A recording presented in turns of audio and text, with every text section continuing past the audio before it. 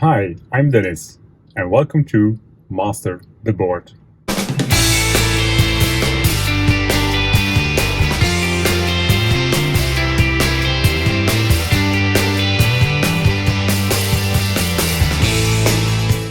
As you can see, we're in the car right now. We're waiting for the car ferry to make our crossing back to the UK, back to London. Well, in the city center of London, there are not that many opportunities for skimboarding, not that many, probably none. So I'm not sure what I will show you in this upcoming episode, but I have my skimboard with me because, well, the UK is an island and an island has many coasts. So who knows, we are able, depending on the time and how much work we have in London, that perhaps we have the opportunity to go to one of the coastal areas and then do some skimboarding over there. If not, then I will come up with some other things. But for now, first, let's make that crossing.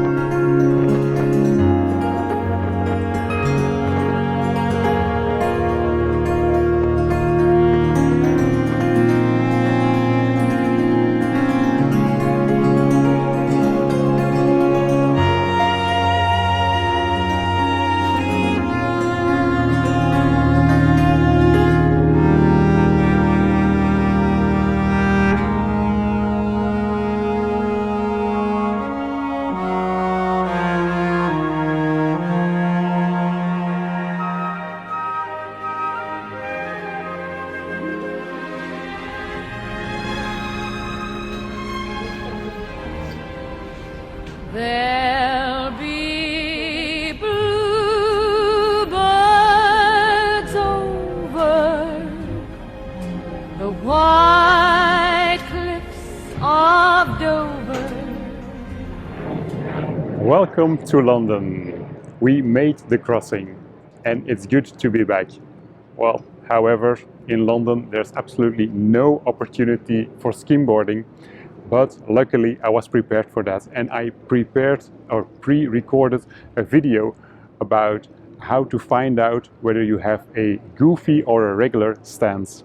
And the reason for that is that in the last two videos I mentioned it, that I wasn't that comfortable anymore on the board and that I was hitting a wall in my progression. And the main reason for that was especially the technique of how to jump on the board. And that has everything to do with your stance on the board.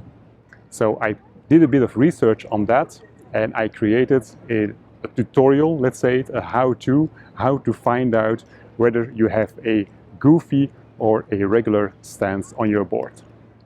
Let's find out and let's look at that.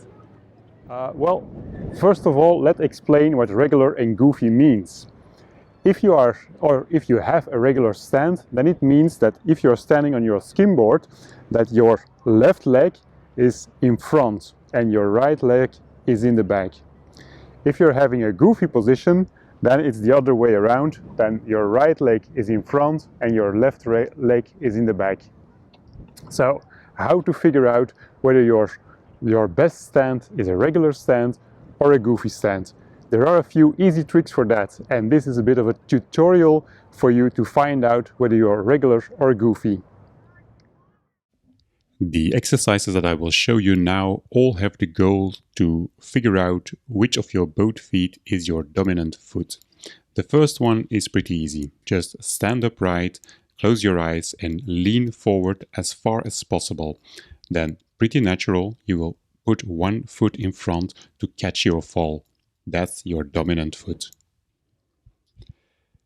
The second exercise is dropping a ball. So just hold the ball with straight arms in front of you, drop the ball, and if you want to kick it, by nature, you will automatically choose one foot. That's your dominant foot. The third exercise is about running up on stairs. So stand in front of a staircase and start running. The foot that you use to take the first step is your dominant foot. And as an extra tip, I can say you don't overthink it. Just do it, because once you start to think about which foot you are going to use first, then you're actually intervening with your natural reaction, and then you won't end up with your dominant foot. And if you are overthinking things, well, then this second tip can help you. Ask somebody to help you, especially with the first and the third exercise. In the first exercise, ask somebody to gently push you at an unexpected moment. Then you won't be able to focus on your feet because, well, you just have to catch your fall at an unexpected moment. And with the third exercise, ask somebody to say start or clap their hands and then start running. Again, you will be focused much more on the start or the clapping instead of focusing on your feet, which makes it easier for you to determine which is your dominant foot. So as you could see in the exercises, it's pretty clear that for me, my dominant foot is my right foot, my right leg. So that means that the dominant foot should be in the back of your skimboard, because with that dominant foot, it's like being right-handed or left-handed. You are a bit more manipulative with your right hand if you're right-handed than with your left hand. You can do the same things, but it's just easier with the right hand if you're right-handed. The same is for your feet. If you're right-footed, to say it like that, then it's much more easy to do some tricks and some movements with your right foot. So that's the reason why it should be in the back of your skimboard. The left leg should be in front, so that means that I have a regular stand. But it doesn't stop there. It also depends on how you jump on your board. If my right leg is my dominant leg, that means that that is the one that reacts the first, as you could see in the different exercises. But that also means that my left leg is the leg that I use to jump on my board. Now, to do that, if I come from the side, that makes it pretty easy, because then I can jump on like this, and I'm directly on my board. This technique is used for skimboarding on waves. Then it's very important to land with your back foot first, because otherwise, if you would land with your front foot first, you would actually press your board in the water, and then you would sink, of course. If you would do skimboarding, the flatland skimboarding, then it's very important to land with your front foot first, because there isn't that danger of putting your board underwater, because you're flatland skimming, which means that you are really skimboarding on a very thin layer of water. And in flatland skimboarding, you're not jumping on your board from the side, but you're jumping on your board from behind. In that way, you can really transfer the running speed onto the board. But if I would do that and jump with my left foot on the board, but also need to come down with my left foot first, because that's my first one, that means that I would have to make a very weird movement, like jumping on and still landing first there. So that makes it very difficult. In that case, it's much easier for me to go into the opposite position, into the goofy position, where I can take off with my left foot and land with my right foot first, and really transfer all my running speed onto the board into the horizontal movement. But that is the wrong position for me. So that's also the reason why I was doubting whether I'm a regular or a goofy, because actually it's a bit of both, which isn't a good thing. You should choose a position that fits for you in the best possible way. So it's clear that I'm a regular, that I have a regular stand. So I think I should train myself to always jump from the side on my board like this.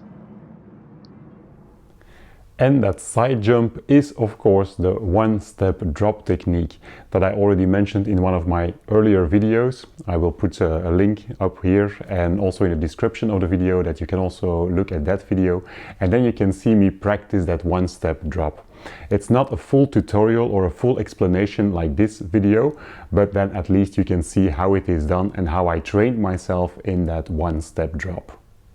And with that being said, we can close off this week's video. So if you like all the effort that I put in making these videos and all the effort that I put in becoming better at skimboarding, then please give a thumbs up and subscribe to this channel.